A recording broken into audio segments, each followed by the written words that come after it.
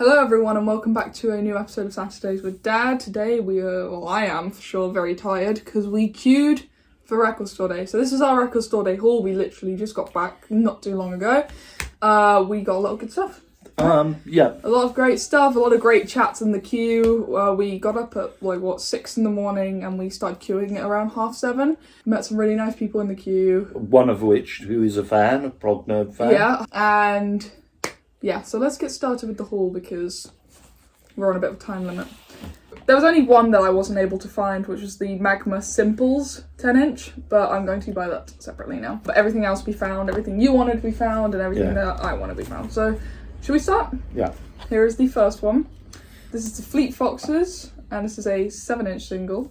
Yeah. Anyone who knows the Fleet Foxes and that wonderful first album of theirs will probably buy this at some given stage.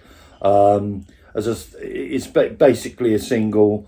I haven't heard it, but as I am, and so is Neve, both Fleet Foxes fan, I know we'll give this a whirl. I mean, they're a beautiful group. And once again, I'm sure this is going to come up a few times as well. As you probably all know, the Record Store Day drops are all limited editions. So yeah, so they only press, I think, probably 10,000 at most, maybe and less of each album. I think the John Anderson one, which we'll talk about in a second, there was only about 1,000 of those pressed. Yeah, so they are limited. So the reason we've got these is obviously we want them, but they will hold their value. We will still open them up and listen to them. We will still listen to them, yes. The next one is one that was on my list, maybe not yours, definitely mine, and this is Mike Oldfield, Incantations. Are you familiar with this album, Dad? No, I know Hurgis Ridge and On the Dawn, obviously, Tubular Bells, but I've never heard this album. Is this looks very 1980s? I think it could be late 70s, well, early 80s, but this is really, really good. I've been trying to find a good vinyl copy of this for a while. Then when I found out they were releasing it for Record Store Day, I was like, okay, that's going on my list. So that is Incantations. I think this is on, coloured vinyl, well, clear vinyl. And yeah, this is exciting. This is a different cover as well. Like I mentioned in my video that I did before about what I wanted to get on Record Store Day, I finally got it. Here he is, Captain the man Beefheart himself, Captain Beefheart. This is an album that I don't know that well. This is Unconditionally Guaranteed. I know Trout Mask Replica, which we don't. And of course the greatness that he did with Frank Zappa, the Bongo Fury. Great album. But he's out there. It's again, I think it's coloured vinyl as well. Yes, clear vinyl. It is a clear vinyl. Obviously, there's so many musicians with Beefheart that I really love. I think Terry Bozier played with Captain Beefheart. Not on this album. Not on that album. Who's on this album? Zoot Horn Rolo. What a guitarist. But once again, great album. I think it's very, very worth getting if you're into that stuff. If you're into that stuff, and boy, we're into that stuff. If you like Frank Zappa, then you'll definitely like this guy. Absolutely. So this is Captain Beefheart and the Magic Band, Unconditionally Guaranteed. Going back to prog again, this is one that was on my list. And it was at the top of the list because it's probably my favourite album from this year's July drop, and this is John Anderson's solo album, Elias Sunhiller. I've already got a copy of this, but as I mentioned before, my copy isn't that great. It plays, but it's an old copy. Scratchy. It's a very flimsy old copy, so having a more sturdy reissue, and hopefully this sounds a lot nicer as well. I'm excited, and I hope it's still the original format, because when you open it, it's got pages in it. All right. So it's like a little storybook kind of thing, but it is a great album. And one I think you should probably check out, Dad. I don't know if you're familiar with it. No, I'm not. I'm not really familiar with any of the solo stuff that Yes did. Okay, I will change that for you. Don't worry. So that is John Anderson's solo album, Elias Sunhiller, which is probably going to be the first one I open up. So we're back to 60s and 70s West Coast music. Psychedelic. We all know Love and Forever Changes, which is wonderful. Again, this is an album that I know well, but I like Love.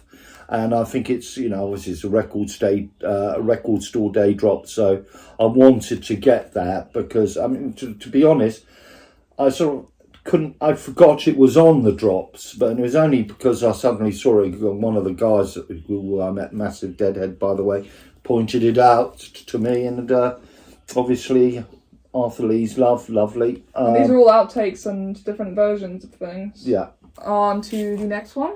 Local lad John Martin, who spent his formative years up the road in New Malden, and passed away in Ireland, in Kilkenny, where my beloved wife Maura is from, and a wonderful songwriter, musician. And this is another record store day drop, one with the bell, one with one bell, and I just can't wait to play this. Oh, mastered at Abbey Road. Yes, indeed.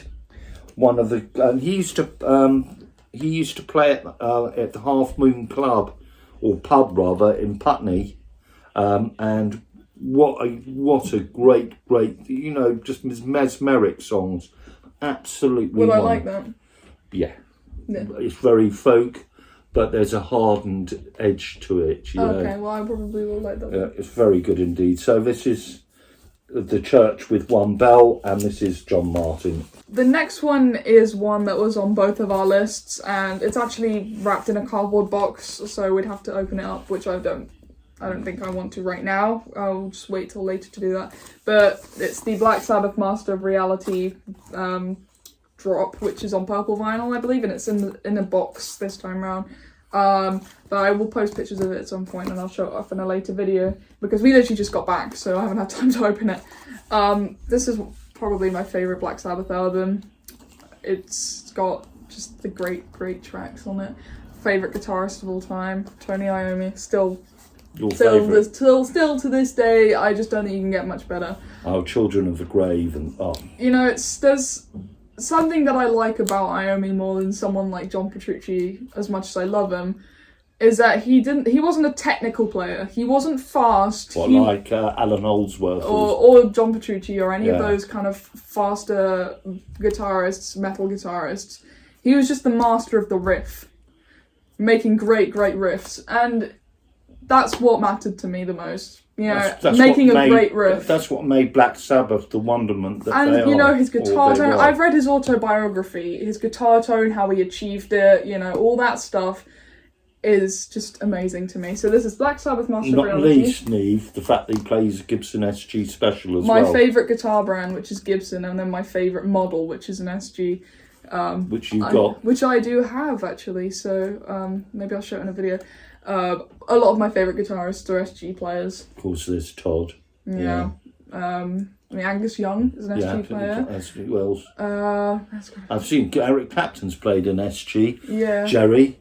Played an SG. Yeah. There's probably more, but we can discuss that in a later video. So. In fact, Hendrix had a SG as well, I think. Really? Yeah. Oh, I thought he was more of a Fender Strat. Fender person. Yeah. But this is great. We're going off topic here. But this is a great album, and one that will get listened to a lot. It's my favourite Black Sabbath album. Before we bring this up, we all know people out there, they love, when it comes to female singers, the voices of obviously Amy Winehouse, and there are people out there that like Adele as well, and we loved Janis and Karen Carpenter.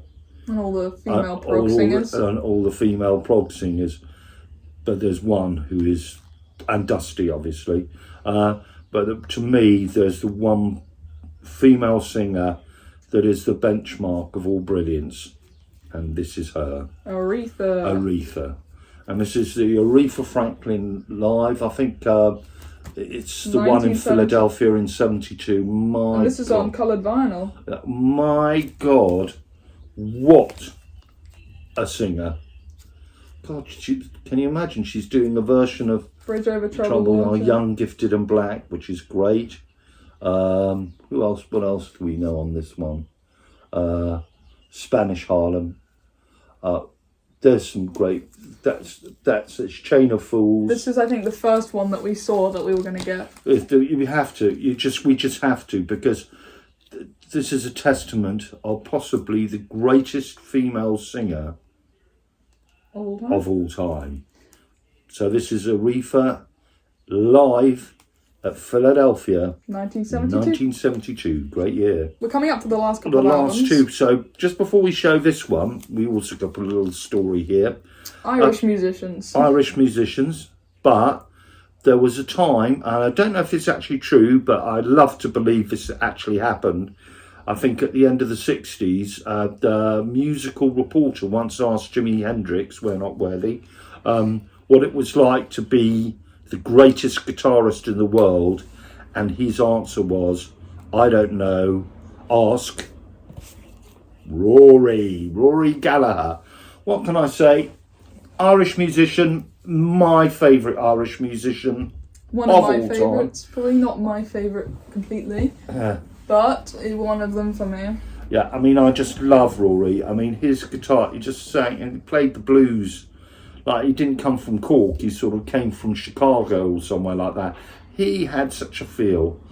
Man, the guy was a great guitarist. And this one here, I believe, is a concert in Messing with the Kid, which I love. Laundromat, which is a great song.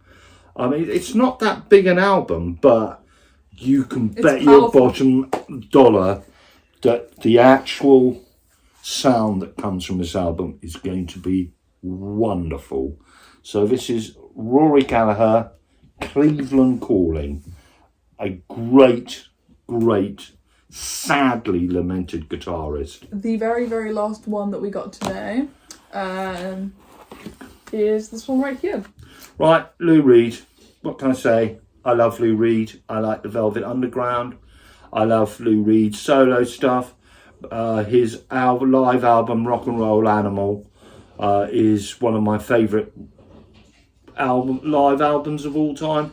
If there was a top 5, not 10, 5 album chart for me, and my taste, Rock and Roll Animal would be in there. But this guy was had the sort of inventiveness that David Bowie had as well.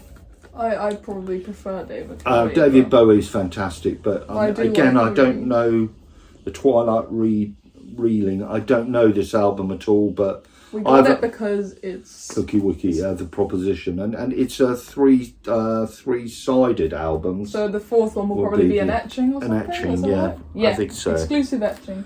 So this is Lou Reed. Again, another musical genius, the man from New York. What can I say? And that concludes Record Store Day 2021. Of course, these are all just the British drops. There are a few that we're going to be looking into the US for.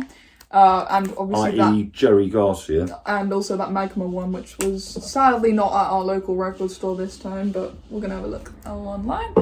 Let us know what you got for Record Store Day and if you queued, because we did, and it was so worth it this year. Lovely weather. Yeah, we had great weather. It wasn't overly hot and it wasn't freezing. We were in the shades. It was like kind of cool. Met some great people, found some great albums, and we love this record shop. It's a great record store. So Eel Pie Records is really great in Twickenham. If you ever have the chance to go there, please do. Please support them. They are so good there. The owners are very nice and they always have great stock. Not just new reissues, but they've also got a second-hand area, and everything in there is priced very reasonably, and they sell it how it is. They don't try and overcompensate an album. Yeah, but I mean, I quite like the fact that they do have strict rules. Yes, they don't hold albums on Record Store Day. They don't, so you can't just say, hey, can you hold this off for me? Because otherwise that's unfair, you know? Yeah. You gotta go, do what everyone else is. Go in the queue. You got to get in the queue to get your album. Yeah. Or you might as well just not go. Yeah, it's a real family-run business, and it's literally, for me, being 65, harkens back to the old days of going to your favourite record shop. And you'd obviously buy albums and everything, but not all the time. Sometimes I used to go into the place in Wimbledon just to have a chat, and he'd say, listen, look, I've got a new album coming. The great thing about this one is this shop in Wimbledon is they dealt a lot with American pressings and imports and everything. and so they got some great stuff in, all the sort of new rider stuff and everything. But anything that you like. I just sat there just talking to them. They're just great guys, and that is like this place, Eel Pie. You just talk, and it's really great. It's, you know, no judgmental people there. You just go in, get what you want, have a chat, and have a cup of coffee. Oh yeah, they were giving us free drinks in the queue because we were there a while. So if you live locally to Twickenham, definitely check them out. I think they're actually quite a well-known record store. They are, I think. So if you ever get the chance, if you're around the London area, then definitely go to check them out, definitely. Yeah. And so that concludes this year's Record Store Day. I hope you guys enjoyed, and hopefully I'll get that Micro album at some point. I'm sure you will. See you guys on Monday. Also, very sorry for no upload yesterday. I will upload a video tomorrow to make up for it. It will be what Friday's video would have been, but I was just very busy on yesterday. You know how it is, I should have said. Anyway, on that note, see you guys soon. Bye, have a good week.